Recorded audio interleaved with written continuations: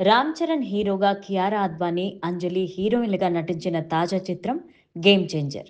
దిల్ రాజు నిర్మాణంలో అత్యంత ప్రెస్టీజియస్గా ఈ చిత్రాన్ని పాన్ ఇండియా లెవెల్లో తెరకెక్కించారు. తెలుగు, తమిళ, కన్నడ, మలయాళ, హిందీ భాషల్లో రూపొందిన ఈ చిత్రాన్ని జనవరి 10వ తేదీన రిలీజ్ చేశారు. శంకర్ దర్శకత్వంలో తెరకెక్కిన ఈ చిత్రం అనౌన్స్ చేసినప్పటి నుంచే భారీ అంచనాలున్నాయి. కాకపోతే పలు కారణాలతో ఈ సినిమా రిలీజ్ వాయిదా పడుతూ వచ్చింది. ఇక ఎట్టకేలకు ఈ సినిమా ఈ రోజు ప్రేక్షకుల ముందుకు వచ్చేసింది. మరి ఈ సినిమా ఎలా ఉంది, ప్రేక్షకులను ఎంతవరకు ఆకట్టుకుంది అనేది ఇప్పుడు రివ్యూలో తెలుసుకుందాం. రామ్ నందన్ ఐఏఎస్ గా మారిన ఐపీఎస్. ప్రియురాలు దీపికా పదుకొనే కోరిక మేరకు అనేక ప్రయత్నాలు చేసి ఐపీఎస్ నుంచి ఐఏఎస్ కు అప్గ్రేడ్ అవుతాడు.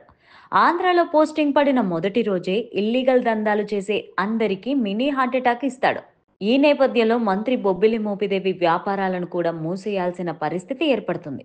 దీంతో మోపిదేవికి రామ్ నందన్కు మధ్య వివాదం మొదలవుతుంది. అయితే ఎప్పటికైనా సీఎం అవ్వాలని కలలు కనే మోపిదేవి తన తండ్రి ముఖ్యమంత్రి అయిన బొబ్బిలి సత్యమూర్తి తన మంత్రి పదవి పీకేస్తాడని తెలిసి అతన్ని అంతమొందిస్తాడు. అయితే ఊహించని విధంగా ఒక వీడియో మెసేజ్ చనిపోక ముందే తన సహచరులకు పంపిస్తారు సత్యమూర్తి. అందులో తన వారసుడిగా రామ్ నందన్ను ప్రకటిస్తాడు సత్యమూర్తి. కుమారుడైన తనను కాకుండా రామ్ నందన్ను ఎందుకు ప్రకటించాడా అని మోపిదేవి బుర్రబద్దలు కొట్టుకుంటూ ఉంటాడు. అయితే అసలు మోపిదేవి, అతని అన్న మునిమాణిక్యం ఇద్దరిని కాదని బొబ్బిలి సత్యమూర్తి ఎందుకు రామ్ నందన్ను ముఖ్యమంత్రిగా ప్రకటించాడు? అసలు అప్పన్న పార్వతి ఎవరు? అప్పన్నను పోలిన ముఖ కవలికలతో రామ్ నందన్ ఎందుకు ఉన్నాడు? చివరికి రామ్ నందన్ ముఖ్యమంత్రి అయ్యాడా, లేక మోపిదేవి ముఖ్యమంత్రి అయ్యాడా? ఇలాంటి విషయాలు తెలియాలంటే ఈ సినిమాని బిగ్ స్క్రీన్ మీద చూడాల్సిందే.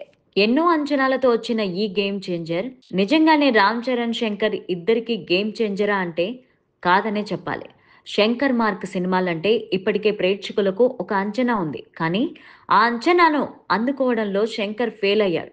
అవుట్డేటెడ్ కథతో, ఎప్పుడో 20-30 ఏళ్ల క్రితం నాటి స్టోరీతో ప్రేక్షకులను ఎంగేజ్ చేసే ప్రయత్నం చేసి ఫెయిల్ అయ్యాడు. నిజానికి ఈ రోజుల్లో బయట జరుగుతున్న రాజకీయాలను పరిశీలిస్తేనే ఎంతో ఎంగేజింగ్గా అనిపిస్తున్నాయి. కానీ కల్పిత పాత్రలతో కూడా ఆ ఎంగేజ్మెంట్ క్రియేట్ చేయడంలో శంకర్ ఫెయిల్ అయ్యాడు. నిజానికి శంకర్ ఇలాంటి సినిమాలు ఎప్పుడో చేసేశాడు.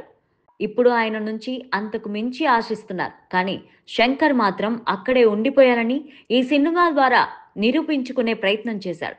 భారతీయుడు 2 రిజల్ట్ తర్వాత శంకర్ ఈ సినిమా కోసం అనేక మార్పులు చేర్పులు చేశారని ప్రచారం కూడా జరిగింది. కానీ అవేమీ నిజం కాదేమో అని ఈ సినిమా చూసిన తర్వాత అనిపిస్తుంది. సినిమాలో ఏ విషయం కొత్తగా అనిపించలేదు. పూర్తి స్థాయిలో సినిమా ప్రేక్షకులను ఎంగేజ్ చేసే విషయంలో తడబడింది. ఒకప్పుడు శంకర్ సినిమాలు ఊహకు అందకుండా ఉంటే ఈ సినిమా మాత్రం తర్వాత ఏం జరగబోతుంది అనేది సగటు ప్రేక్షకుడు ఈజీగా అర్థం చేసుకునేలాగా ఉంది. సినిమా మీద ఆసక్తి పెంచే ఏ ఎలిమెంట్స్ విషయంలోనూ శంకర్ కేర్ తీసుకోలేదేమో అనిపిస్తుంది. నటీనటుల పర్ఫార్మెన్స్ విషయానికి వస్తే రామ్ చరణ్ అప్పన్న, రామ్ నందన్ అనే 2 పాత్రలలో ఆకట్టుకున్నాడు. ఇక ఈ సినిమాలో రామ్ చరణ్ ప్రధానమైన హైలైట్ అని చెప్పుకోవచ్చు. అలాగే ఈ సినిమాకి ప్రధానమైన అసెట్ అని కూడా చెప్పొచ్చు. ఆయనతో పాటు ఎస్జే సూర్య చేసిన సీన్స్ అయితే ప్రేక్షకులను ఎంగేజ్ చేసేలా ఉన్నాయి. వీరిద్దరి మధ్య వచ్చే సీన్స్ అన్ని కూడా ఫేస్ ఆఫ్ ఇంట్రెస్టింగ్ గా ఉంది. కియారా అద్వానీ పాత్ర ఇరికించిన విధంగా ఉంటే, అంజలి పాత్ర అవసరమైనా కూడా ఎందుకో చాలా నిడివి తక్కువగా అనిపించింది.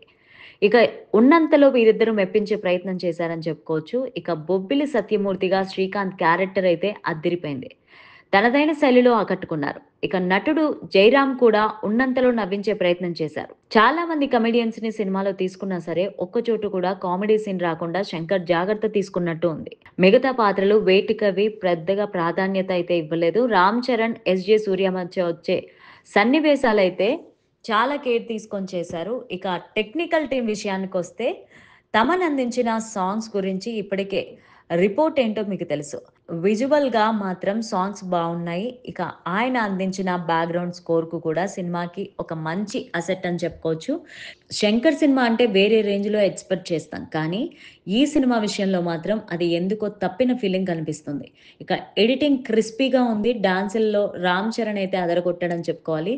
తెలుగు డైలాగ్స్ కూడా ఆకట్టుకునేలా ఉన్నాయి. ఇక 'దిల్ రాజు' నిర్మాణ విలువలు అద్భుతంగా ఉన్నాయి. అవసరానికి తగ్గట్టుగా సినిమాని గ్రాండ్‌గా తీసుకురావడంలో నిర్మాణ విలువలు ముఖ్య పాత్ర పోషించాయి.